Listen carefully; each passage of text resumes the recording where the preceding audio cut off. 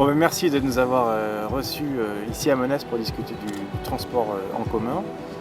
A priori, il y a un souci puisque le quartier n'est pas desservi, mais Ça fait quand même 10 ans qu'on attend le transport en commun. Alors donc, tout au moins pour ceux qui sont là depuis 10 ans. ouais. Mais rien ne bouge, rien ne se passe. Pourtant, l'écologie, on a besoin de transport pour éviter les voitures, on a besoin d'un tas de choses qui au moins nous libèrent la vie.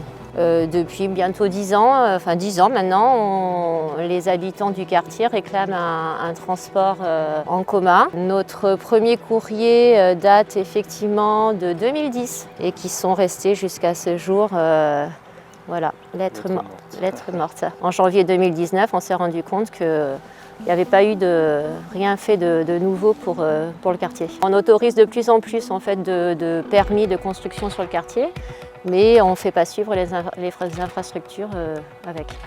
Malgré le centre de loisirs, malgré l'IME, Malgré toutes ces structures-là, effectivement. Et quand vous demandez au maire de Saint-Pierre-du-Mont d'assurer une desserte, qu'est-ce qu'il répond Il nous renvoie sur les compétences de l'agglomération, parce qu'il dit qu'il ne peut pas être décisionnaire.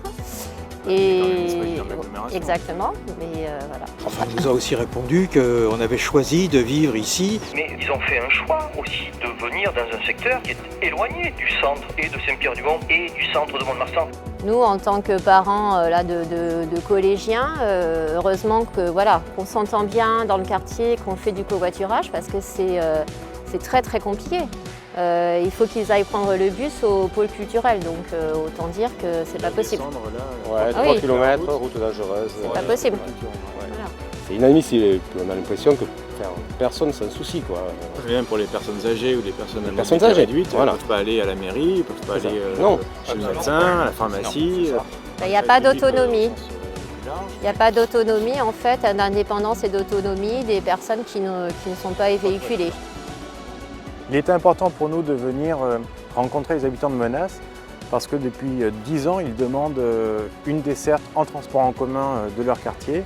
Mais au-delà de cette demande sur les transports en commun, il y a une vraie question sur les mobilités douces puisque la route qui accède à cette partie de Menace ne dispose pas de pistes cyclables.